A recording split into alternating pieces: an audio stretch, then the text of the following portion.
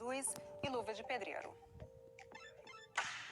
2 semanas depois da entrevista com um dos maiores fenômenos das redes sociais,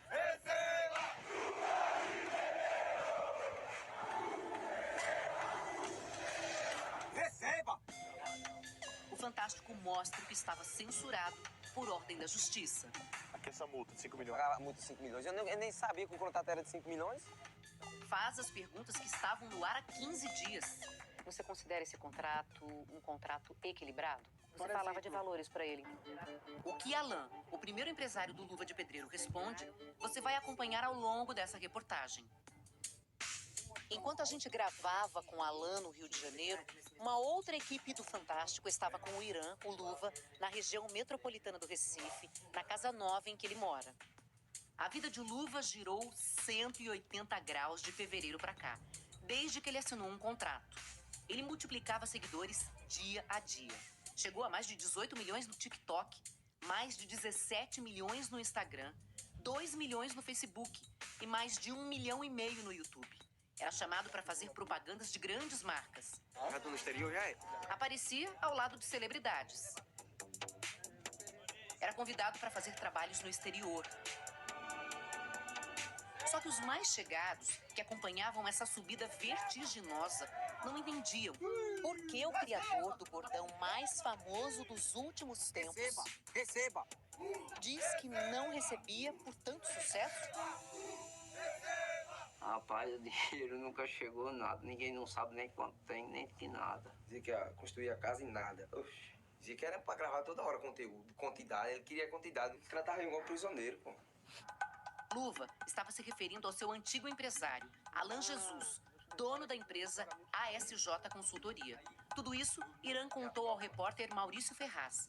Mas boa parte do material não foi ao ar porque Alan obteve uma liminar impedindo a divulgação de informações sigilosas sobre o contrato que ele e Luva assinaram. A Rede Globo recorreu e essa semana essa proibição deixou de existir. Portanto, você vai ver aqui trechos da entrevista do Luva, de parentes dele, que foram gravados e que não foram exibidos 2 semanas atrás. 2 semanas atrás, o ex-empresário Alan também ficou de se encontrar aqui com o repórter Maurício Ferraz, nesse endereço, sede da Rede Globo, no Rio de Janeiro. O que aconteceu depois, a gente já sabe.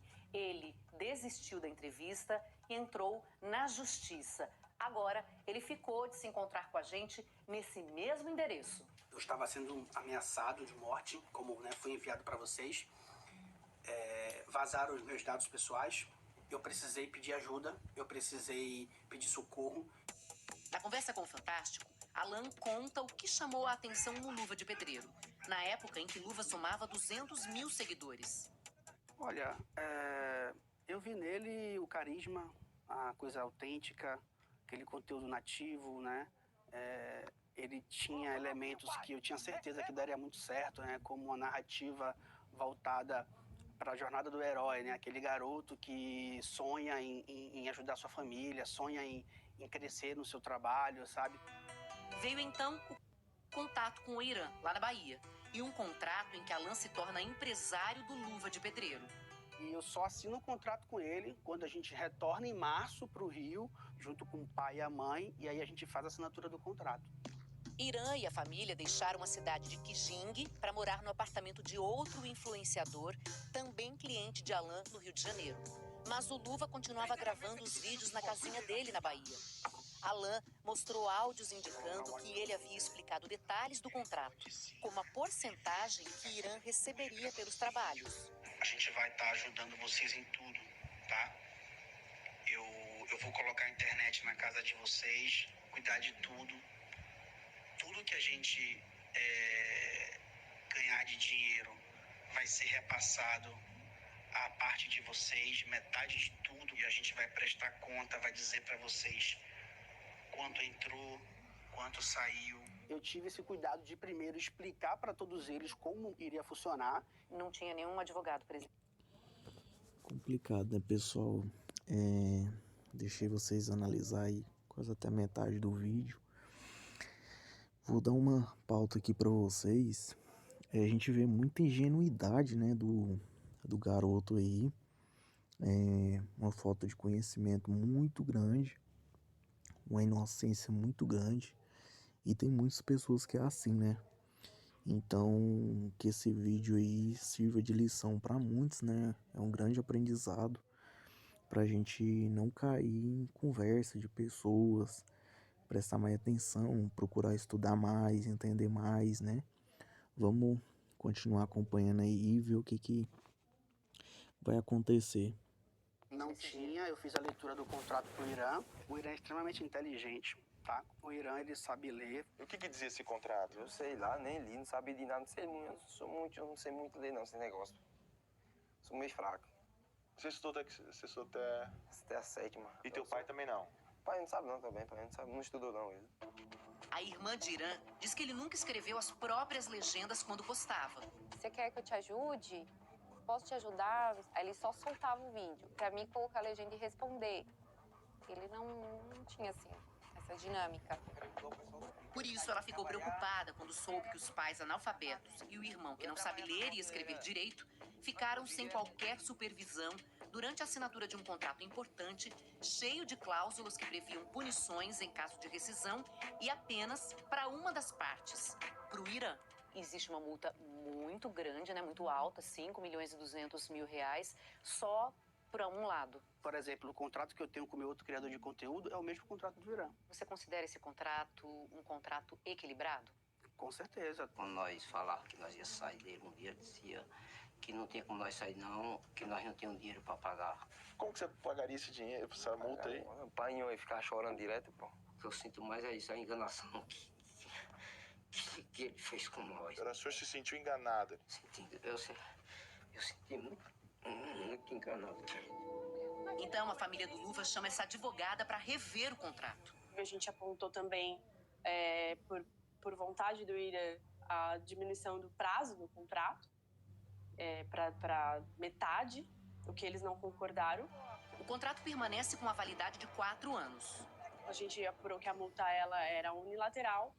Pelo menos a gente tentou manter aí uma multa para quem descumprisse o contrato, para que ficasse uma coisa mais equilibrada, né? Ainda que com valor elevado. Existe alguma ilegalidade em ter um contrato com multa apenas para um dos lados? Num primeiro momento, uma cláusula unilateral de quebra de contrato não é ilegal. Mas no caso concreto, por causar um desequilíbrio e ser bastante onerosa, me parece ser questionável judicialmente. Existe um contrato onde foi alterado a questão da multa ser bilateral. Esse contrato foi assinado? Esse contrato não foi assinado. A gente fez as alterações que são válidas. Mas então ele não vale? Vale. Mas se ele não foi assinado, vale? Sim, vale. Não chegamos numa concordância final, né? Então não houve assinatura, nem renovação de cláusula, alteração, nada disso. Durante esse impasse, Luva se sentia nas mãos de Alan para tudo. Pessoal, como que um contrato que não é assinado vale? Eu nunca ouvi falar nisso. Primeira vez, um contrato que não é assinado tem validade. Complicado, hein? Ele ficou me prometendo coisa assim demais. Quando chegou esse tempo agora, prometendo nada, eu cismei. Ele tem algum cartão? Ele tem, se eu não me engano, 2 contas pessoa física.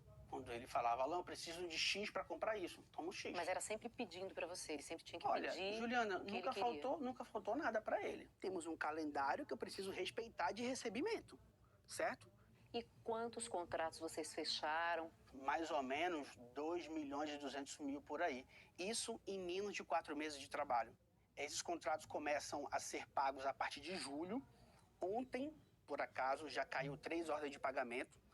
O Irã já foi comunicado. Alan Jesus apresentou um documento feito por um contador contratado por ele. No parecer, estão listados os contratos, receitas e despesas que envolvem a parceria com o Irã. A conta bancária de todos os contratos de publicidade é a conta bancária da empresa que ele é sócio. Então, assim, a transparência está presente o tempo todo.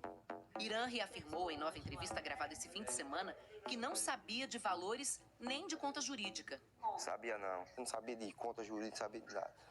Na primeira entrevista ao Fantástico, Luva disse que mais do que dinheiro, o problema era a falta de liberdade. Eu me sufocava muito e não dizia que prometia tanta coisa, eu não podia sair, eu queria viver, pô. Tá entendendo? Eu tava triste. Era tipo um castigo privado mesmo. Parentes reclamavam do isolamento do Irã. Ele quis passar que a gente se aproximou do Irã por conta da fama do Irã. A gente não tinha um controle. Primeiro que a família sempre, né, pode não ter assim, a convivência, mas a família sempre é a família. E afasta a família, senão a família atrapalha a carreira. Alan nega e coloca um áudio para mostrar como o pai do Irã o tratava. Seja bem-vindo, pode trazer a família. Como é que eu vou proibir se desde a primeira vez os pais participam vindo para cá? Os pais sempre vinham para o Rio de Janeiro, sempre voltavam para a Bahia com a gente. Os seguidores do Luva também começaram a se incomodar com o ex-empresário. Ele chegou a botar o nome da empresa na plaquinha que os influenciadores ganham quando atingem um grande número de seguidores. A SJ consultia. Aí, minha tropa, meus seguidores, estava errado essa parada. Até o Neymar entrou na polêmica.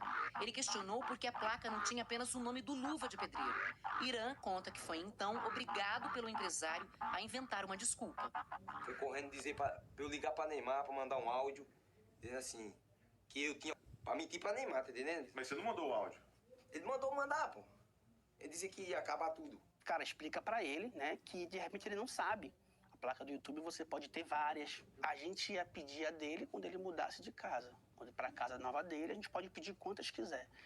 Mas o Fantástico consultou o YouTube, que disse que fornece apenas uma placa. Sobre a nova casa prometida para o Luva, a resposta do empresário é de que ela estava prestes a ser construída lá na Bahia. A gente ia derrubar aquela casa e construir outra.